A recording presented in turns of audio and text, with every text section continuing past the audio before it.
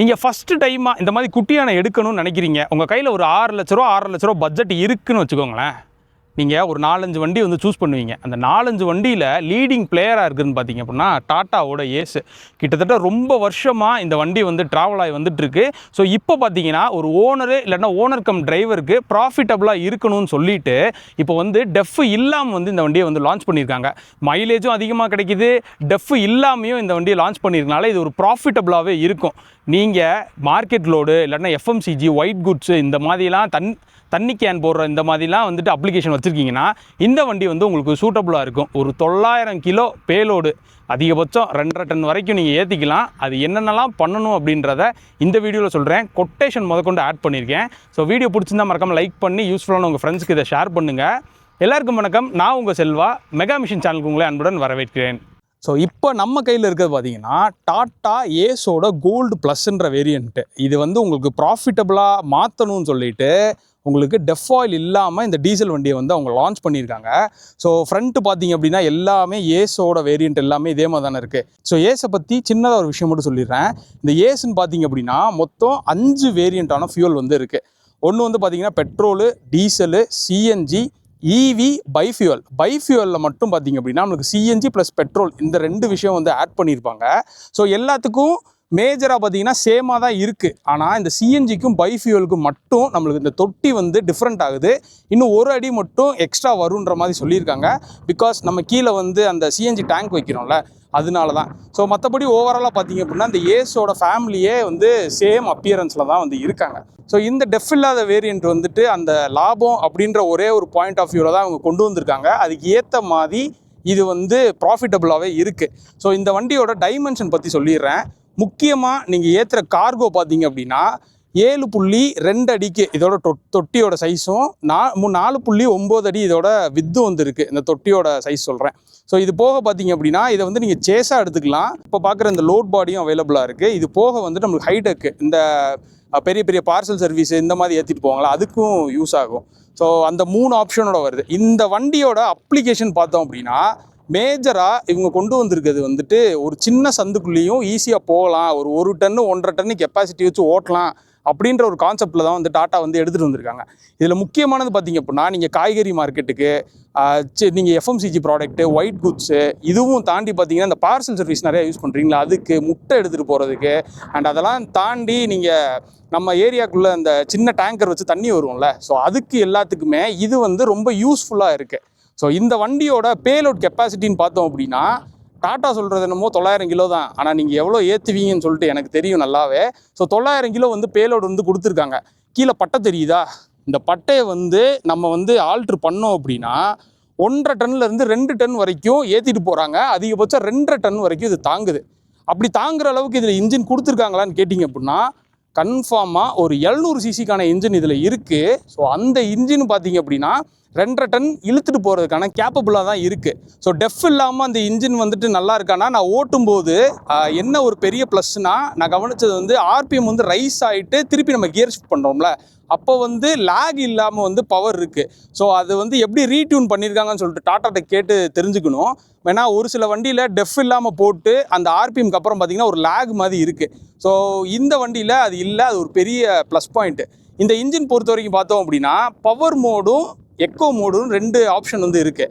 So இந்த power மோடுக்கு echo மோடுக்குன்னு பார்த்தீங்கன்னா உங்களுக்கு டிஃப்ரென்ஸ் டிராஸ்டிக்காகவே இருக்குது. இந்த பவர் மோடில் நம்மளுக்கு கிட்டத்தட்ட 22 ஹார்ஸ் பவர் வந்து ப்ரொடியூஸ் ஆகுது ஒரு 3600 ஆர்பிஎம்மில். அட் த சேம் டைம் இதே சிட்டி மோடில் பார்த்தோம் அப்படின்னா நம்மளுக்கு 17 ஹார்ஸ் பவர் வந்து ப்ரொடியூஸ் பண்ணுது. அதுவும் 3600 ஆர்பிஎம்மில் தான் ப்ரொடியூஸ் பண்ணுது. ஓவராலாக உங்களுக்கு அப்படியே டிராஸ்டிக்காகவே பவர் வந்து கட் ஆகுது. அது ஓட்டும்போது உங்களுக்கு நல்லாவே ஃபீல் ஆகும். எம்டி பாடி வச்சு ஓட்டினீங்க அப்படின்னா இது மைலேஜ் எஃபிஷியண்ட்டாகவே இருக்கும் இந்த மோட்ஸு. ஸோ அது போக இதோட டார்க்கும் பார்த்தீங்கன்னா டிஃபர் ஆகுது. பவர் மோடில் 55 நியூட்டன் மீட்டர் ஆஃப் டார்க்கும், சிட்டி மோடில் 40 நியூட்டன் மீட்டர் ஆஃப் டார்க் வந்து ப்ரொடியூஸ் பண்ணுது. 5 ஸ்பீட் வந்து கியர் பாக்ஸோட மேட் பண்ணியிருக்காங்க. ஸோ இந்த டார்க் வந்துட்டு நம்மளுக்கு இனிஷியலாக இழுக்கிறதுக்கு ரொம்பவே யூஸ் ஆகும். 55 நியூட்டன் மீட்டர் ஆஃப் டார்க்குன்றது ஒரு 1 டன் 1.5 டன் இழுக்கிறதுக்கு யூஸ் ஆகும். இதுக்கு பழைய வண்டிலாம் பார்த்தீங்க அப்படின்னா இதை விட நம்மளுக்கு இன்ஜினில் வந்து ரீட்யூன்லாம் பண்ணவே இல்லை. ஸோ ஆனால் இந்த டாடா ஏஸை நல்லா ரீட்யூன் பண்ணி அந்த இன்ஜின் கொடுத்துருக்கனால ஓரளவுக்கு நம்மளுக்கு லோடு ஏற்றிட்டு போகிறதுக்கு யூஸ் ஆகும். ப்ரோ இந்த வண்டியை வந்துட்டு நான் சிட்டிக்குள்ளே தான் யூஸ் பண்ணணுமா, ஏன் அவுட்ரு எடுத்துகிட்டு போக முடியாதான்னு கேட்டிங்க அப்படின்னா, இதுக்கு அடுத்த வீடியோ உங்களுக்கு வந்து ஒரு கஸ்டமர் ரிவ்யூ வரும். அவர் வந்து ரொம்ப டீட்டெயிலாக சொல்லியிருப்பார். ஸோ அவர் சொன்ன விஷயம் என்னென்னா, ஆவரேஜாக அவர் ஓட்டுறது வந்து 200-300 கிலோமீட்டர். நாங்கள் ஒரு சில பேர்கிட்ட விசாரித்த வரைக்கும் 500 கிலோமீட்டர் சாலிடாக ஓட்டலாமா ஒரு நாளைக்கு.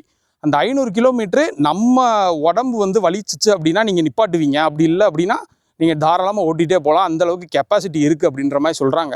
ஸோ இதெல்லாம் ஓட்டுறதுக்கு வந்து ரொம்ப தேவையான அந்த சஸ்பென்ஷனு, டயரு, பிரேக்ஸை பற்றி பார்த்துருவோம். பிரேக்ஸ் முக்கியமாக ஃப்ரண்ட்டில் வந்து நம்மளுக்கு டிஸ்க்கும், ரியரில் வந்து ட்ரம் பிரேக் வந்து ப்ரொவைட் பண்ணுறாங்க. இது வந்துட்டு லோடு வச்சுட்டு போனோன்னா நம்மளுக்கு நின்றும். அது உங்களுக்கே நல்லாவே தெரியும். ஸோ லோடு இல்லாமல் போகும்போது ஓரளவுக்கு நம்மளுக்கு ஸ்பாஞ்சியாக இருக்குது. ஸோ டிரைவர்ஸ் வந்து தொடர்ந்து ஓட்டினாங்க அப்படின்னா அதை மேனேஜ் பண்ணிடுவாங்க. ஸோ அது போக சஸ்பென்ஷன் ரொம்ப முக்கியமானது இந்த வண்டியில். முன்னாடி வந்து நம்மளுக்கு 2 பட்டை வருது, ஷாக் அப்சர்வரோடு வருது.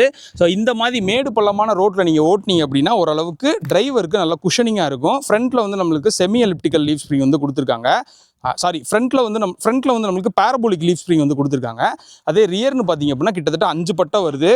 நீங்கள் வைக்கிற வெயிட்டை வந்து ஒரு 75% அதில் தான் உங்களுக்கு ஆக்ட் ஆகும். சேஸு ப்ளஸ் வந்து அந்த சஸ்பென்ஷன். ஸோ அந்த சஸ்பென்ஷன் இன்னுமே டைட்டாக இருக்கணும் உங்களுக்கு. ஓரளவுக்கு இந்த 5 பட்டை உங்களுக்கு மேனேஜ் பண்ணுது. நான் எம்டியில் வரும்போது பார்த்திங்க அப்படின்னா எனக்கு கொஞ்சம் வண்டி குதிச்சுட்டு இருந்துச்சு. ஸோ எம்டி அது காமன் தான். இதே வந்து நம்ம லோடு வச்சோம் அப்படின்னா வச்சுக்கோங்களேன், இந்த பட்டையை வந்து இன்னும் கொஞ்சம் வந்து நம்ம டென்ஷன் பண்ணி அதை வந்து மாற்றணும் அப்படின்ற மாதிரி சொல்கிறாங்க. ஸோ இந்த ரிஜிட்ஸ்லாம் வந்து கம்ப்ளீட்டாக மாற்றிடுறாங்க. அவங்க மாற்றிட்டு தான் லோடே ஏற்றுறாங்க. டாட்டாவை பொறுத்த வரைக்கும் ஒரு முக்கியமான விஷயம் என்னென்னா, அவங்க கொடுக்குற வண்டியை அவங்க சொல்கிற பேலோடு வச்சு ஓட்டணும் அப்படின்னா ஒன்றுமே நீங்கள் மாற்ற தேவையில்ல, அப்படியே ஓட்டலாம். ஆனால் நீங்கள் பேலோடு அதிகமாக்குறீங்க அப்படின்னா அது கம்பல்சரி நீங்கள் அதுக்கு தேவையான விஷயத்த நீங்கள் பண்ணி தான் ஆகணும். ஸோ டாட்டா ஏஸ்லேயும் சேம் லோடு வண்டி தானே, end of the day profit பார்க்கணும்னா அதெல்லாம் மாற்றி தான் ஆகணும். ஸோ அது போக டயர்ஸ் பார்த்தோம் அப்படின்னா நம்மளுக்கு க்ரூஸ் பண்ணுறதுக்கு ஏற்ற மாதிரி டயர்ஸ் தான் கொடுத்துருக்காங்க. 145 or 12 inch of wheel, steel wheels வந்து கொடுத்துருக்காங்க. இதுக்குள்ளே உங்களுக்கு டிஸ்க் இருக்கிறது தெரியும்னு நினைக்கிறேன். ஸோ கேலிப்பர்ஸு, டிஸ்க் எல்லாமே தெரியுதா. ஸோ இது பார்த்தீங்கன்னா நம்மளுக்கு 4 bolted வீல்ஸாக வந்து வருது. இந்த டன்னேஜுக்கு இது வந்து ஓகேன்னே என்னால் சொல்ல முடியும். ஸோ சின்ன மிரர்ஸ் இருக்குது, சைடில் பார்த்தீங்கன்னா குட்டியான இண்டிகேட்டர்ஸ் கொடுத்துருக்காங்க. ஸோ இந்த ஹோல் தெரியுதா, இதுதான் ஆக்சுவலாக டெஃப் ஆயில் ஏற்கனவே வச்சுருந்த இடம். இதை வந்து கம்ப்ளீட்டாக அப்படியே ரிமூவ் பண்ணிட்டாங்க. ஸோ டெஃப் ஆயில் இருக்க வண்டியில் வந்துட்டு இங்கே ஒரு டேங்க் வச்சு வந்து வரும். இந்த வண்டியில் வந்து இல்லை. இங்கே இருக்கிறது அதோட டீசல் டேங்க்கு. ஸோ இது பார்த்திங்கன்னா 30 லிட்டர் வந்து கொடுத்துருக்காங்க. ஒரு 3000 ரூபாய்க்கு நம்ம டேங்க் ஃபுல் பண்ணோம் அப்படின்னா குறைஞ்சபட்சம் ஒரு 580 கிலோமீட்டர்லேருந்து 600 வரைக்கும் நம்மளுக்கு சாலிடாக தரும். அப்படியே ரியரில் பார்த்திங்க அப்படின்னா நம்மளுக்கு பார்க்கிங் சென்சார்ஸோட வந்துருது. ரிவர்ஸ்க்கான லைட்ஸ் வந்து கொடுத்துருக்காங்க. இது வந்துட்டு டெயில் லேம்பு ப்ளஸ் இண்டிகேட்டர்ஸ் ஹாலோஜன்ஸில் வருது. கீழே நம்மளுக்கு சேம் செட் ஆஃப் டயர்ஸ் வந்து ஒரு ஸ்பேர் வீலுமே நம்மளுக்கு அவைலபிளாக இருக்குது. இல்லை சப்போஸ் நீங்கள் இங்கே வைக்காட்டினாலும் நீங்கள் பாடி கட்டிட்டு மேலே வந்து கேரியர் போட்டு கூட அதில் கூட நீங்கள் வச்சுக்கலாம். மேக்ஸிமம் அந்த ஏஸை அப்படியே ரெப்ளிகேட் பண்ணி தான் இந்த வண்டியும் வந்திருக்கு. ஸோ பெருசாக ஒன்றும் எனக்கு டிஃப்ரென்ஸ் எதுவுமே தெரில. ஸோ இன்டீரியரில் உட்காந்து என்ன ஒரு மேஜரான சேஞ்சஸ், டிரைவருக்கு என்ன ஒரு கம்ஃபர்டபுள் இருக்குன்றத சொல்லிடுறேன். ஸோ வண்டியோட இன்டீரியர்னு பார்த்தோம் அப்படின்னா எனக்கு பழசோட டிராஸ்டிக்கான சேஞ்சஸ் இந்த சீட்டில் தெரியுது. இப்போ நல்ல ஹெட்ரெஸ்ட்லாம் வச்சு அட்ஜஸ்டபிள் ஹெட்ரெஸ்ட்டோட வந்து சீட்ஸ் கொடுத்துருக்காங்க. ஸோ என்னால் கம்ஃபர்டபுளாக உட்காந்து சாஞ்சுக்கிறதுக்கு ஒரு நல்ல ஒரு சீட்னே இதை சொல்லுவேன். அதே மாதிரி பார்த்தீங்கன்னா நம்ம 5 ஸ்பீட் கியர் பாக்ஸ் மேட் பண்ணியிருக்குன்னு சொன்னேன்ல, இந்த வண்டியை நான் ஸ்டார்ட் பண்ணி கிட்டத்தட்ட 3rd கியர்லேயே என்னால் மூவ் பண்ண முடியுது. ஸோ இப்போ என்ன சொல்கிறாங்க அப்படின்னா, நான் 2nd கியரில் லோடு இருக்கும்போது நான் மூவ் பண்ணியிருக்கேன் அப்படின்ற மாதிரி சொல்கிறாங்க. அந்த அளவுக்கு கேப்பபிலிட்டி இருக்குது இந்த வண்டியில். ஸோ இதெல்லாம் தாண்டி பார்த்தீங்கன்னா இதில் ஒரு சின்ன ஒரு கிளஸ்டர் வந்துடுது. அந்த கிளஸ்டர்லேயே நம்மளுக்கு எல்லா டீட்டெயில்ஸுமே வந்துடுது. மேக்ஸிமம் வந்து 65 இந்த வண்டியோட ஸ்பீடு. நீங்கள் இந்த பம்ப் லாக் ஆகுதுன்னு சொல்லிட்டு எல்லாத்துக்கும் தெரியும். ஸோ அது எடுத்து விடாமல் ஓட்டுங்க. எடுத்து விட்டிங்கன்னா உங்களுக்கு தெரிஞ்ச மாதிரி வாரண்டி கிளைம் ஆகாது, அதுக்கப்புறம் இன்சூரன்ஸ் கிளைம் ஆகாது. இந்த மாதிரி நிறையா பிரச்சனையை வந்து நம்ம ஃபேஸ் பண்ணுற மாதிரி இருக்கும். ஸோ அது வந்து கொஞ்சம் கவனிச்சுக்கோங்க. அது போக இதில் வந்து பார்த்திங்க அப்படின்னா நம்மளுக்கு பவர் மோடு, எக்கோ மோடுக்கான ஆப்ஷன் கொடுத்துருக்காங்க. ஸோ இது பொறுத்த வரைக்கும் நம்மளுக்கு வந்துட்டு சின்ன வண்டி, அதனால் இதில் ஏசி ஆப்ஷனு அந்த மாதிரி எதுவுமே இதில் இப்போ இந்த டெஃப் இல்லாத வண்டியில் வந்துட்டு இல்லை. இப்போ வந்து நம்மகிட்ட நார்மல் மட்டும்தான் இருக்குது. ஒரு டிரைவருக்கு ப்ராக்டிக்கலாக தேவையான விஷயம் மட்டும் இதில் இன்டீரியரில் வந்து கொடுத்துருக்காங்க. ஆனால் என்னோட ஒரு சஜஷன் அப்படின்னு பார்த்தீங்க அப்படின்னா, இதில் வந்து நார்மல், அதாவது பவர்லெஸ்ஸான ஸ்டியரிங் இருக்குது. கொஞ்சம் பவர் ஸ்டியரிங் இருந்துச்சு அப்படின்னா இன்னும் நல்லாயிருக்கும். ஏன்னா ஹில்ஸில் ஓட்டும்போது ரொம்ப யூஸ்ஃபுல்லாக இருக்கும். ஸோ அது போக ஓரளவுக்கு உட்காந்து டிரைவ் பண்ணுறதுக்கான எல்லா ஃபெசிலிட்டிஸும் வந்து டாட்டா பண்ணியிருக்காங்க. பிளாஸ்டிக் குவாலிட்டிஸுமே கொஞ்சம் ஓரளவுக்கு நீட்டாகவே இருக்குது. அதே மாதிரி இன்டீரியரில் பார்த்தீங்கன்னா நல்ல ஒரு வட்டை கொடுத்துருக்காங்க. டாட்டான்ற பேட்சிங்கோட வருது. இங்கே பார்த்தீங்க அப்படின்னா அந்த லைட் அட்ஜஸ்டபிளுக்கான ஸ்விட்சஸ் இங்கே கொடுத்துருக்காங்க. இது தெரியும்ல, ஹசார்டு, அது கொடுத்துருக்காங்க. இங்கே வந்து ரொம்ப சிம்பிளாக ரீஜென்ரேஷன் பட்டன் வருது. இங்கே பவர் மோடு பட்டன் வருது. செட்டு வைக்கிறதுக்கான ஆப்ஷன்ஸ் எல்லாமே இங்கே கொடுத்துருக்காங்க. ஸோ நல்ல ஓரளவுக்கு ஸ்பேஸ். இங்கே வந்து 5 வோல்ட்டுக்கான சார்ஜர் வந்து கொடுத்துருக்காங்க. மேலே பார்த்தீங்க அப்படின்னா ஷேட்ஸும் கொடுத்துருக்காங்க. இங்கே குட்டி லைட்டு. ஸோ அதுதான் சொன்னேன்ல, தேவையான விஷயங்களை எல்லாத்தையுமே வந்துட்டு டாட்டா இங்கே கொடுத்துருக்காங்க. இன்டீரியர் அவ்வளோதான். ஸோ இந்த வண்டியில் வந்துட்டு டெஃப் இல்லாதனால என்ன மாதிரி ப்ராஃபிட் வருது அப்படின்றதை எக்ஸ்பிளைன் பண்ணிட்டு இந்த வண்டியோட ex showroom price, on road price ஒரு கொட்டேஷன் மாதிரி போட்டு கூட நான் இந்த வீடியோவில் வந்து சப்மிட் பண்ணுறேன் உங்களுக்கு. ஸோ வாங்க இப்போ நான் சொன்ன விஷயத்தை எல்லாத்தையும் பார்த்துருவோம். ஸோ இந்த வண்டியோட ட்ராபேக்ஸ்ன்னு சொல்லிட்டு நான் பெருசாக எதையும் பார்க்கல. நான் பார்த்த வரைக்கும் பார்த்தீங்க அப்படின்னா கொஞ்சம் இதில் வந்து இந்த பேட்ரி பாக்ஸ் தெரியுதா, அது வந்து கொஞ்சம் க்ளோஸ்டாக கொடுத்தா நல்லாயிருக்கும். ஏன்னா வாட்டர் வாஷ் பண்ணால் அதில் வந்து தண்ணி போகிறதுக்கான சான்சஸ் இருக்குது. இப்போ நான் உள்ளே சொன்ன மாதிரி அந்த ஸ்டியரிங்கு, மற்றபடி பெரிய விஷயம் அது இல்லை. நீங்கள் டெய்லி யூசேஜுக்கு ஓரளவுக்கு இந்த காய்கறி மார்க்கெட்டு இந்த மாதிரி போயிட்டு வர்றதுக்கு நீங்கள் யூஸ் பண்ணுறீங்க அப்படின்னா கண்டிப்பாக இந்த வண்டி நீங்கள் சூஸ் பண்ணலாம். ஸோ இந்த வண்டியோட ப்ரைஸை வந்து ஒரு கொட்டேஷன் போடுறேன், ஜஸ்ட்டு செக் பண்ணி பாருங்கள். ஸோ இந்த டெஃப் இல்லாத டாடா ஏஸோட கொட்டேஷன் இது 21/2 அன்னைக்கு தான் எடுத்திருக்கோம். ஸோ நம்ம பேர்லேயே போட்டாங்க. வண்டியோட ப்ரைஸ்ன்னு பார்த்தோம் அப்படின்னா 6,10,000 அது போக வந்துட்டு உங்களுக்கு இன்சூரன்ஸு, லைஃப் டேக்ஸ் வண்டினால் அதுக்கான தேவையான டீட்டெயில்ஸ் எல்லாமே போட்டு கிட்டத்தட்ட 7,04,000 இதோட ஓவரால் ப்ரைஸு. இப்போதைக்கு நமக்கு இந்த மந்த்துக்கு 40,000 வரைக்கும் ஆஃபர் வந்து தராங்க. அதனால 6,64,000 இந்த வண்டியோட ப்ரைஸு. இது போக நீங்கள் இந்த மாதிரி சின்ன வண்டி செக்மெண்ட்டு எது வச்சுருந்தாலுமே எக்ஸ்ட்ரா ஆஃபர் தராங்க. ஜிஎஸ்டி வச்சுருந்தீங்கன்னா அதுக்கு ஒரு ஆஃபர் தராங்க. ஸோ அதெல்லாம் கழிச்சு போய் ஓரளவுக்கு ஒரு 6.5 லட்ச ரூபாய்க்கு நீங்கள் இந்த வண்டியை வந்து வாங்கலாம்.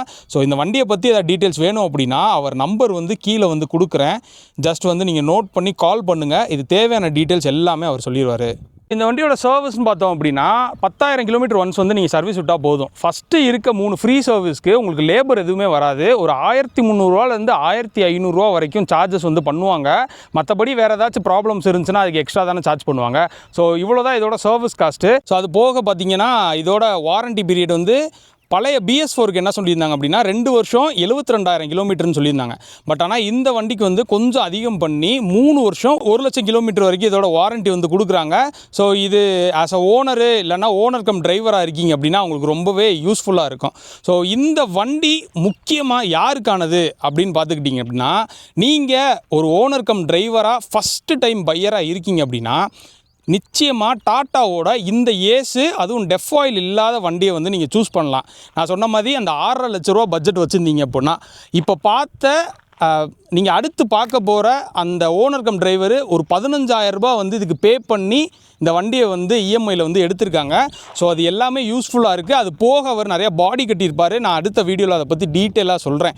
ஸோ உங்களுக்கு கொட்டேஷன் பார்த்துட்டீங்க, இந்த வண்டியோட அட்வான்டேஜ் பார்த்துட்டீங்க, ஓரளவுக்கு இந்த வண்டியை பற்றி ஒரு ஐடியா வந்திருக்குன்னு நினைக்கிறேன். அவர் நம்பர் வந்துட்டு உங்களுக்கு கொடுக்குறேன். ஸோ நீங்கள் டெஸ்ட் ட்ரைவ் எடுக்கணும் இல்லை அந்த வண்டி எடுக்கிற மாதிரி பிளான் இருந்துச்சுன்னா அவருக்கு காண்டாக்ட் பண்ணுங்கள். வீடியோ பிடிச்சிருந்துச்சுன்னா மறக்காம லைக் பண்ணி யூஸ்ஃபுல்லான உங்கள் ஃப்ரெண்ட்ஸ்க்கு இதை ஷேர் பண்ணுங்கள். தேங்க்யூ ஃபார் வாட்சிங். Stay tune mega machines.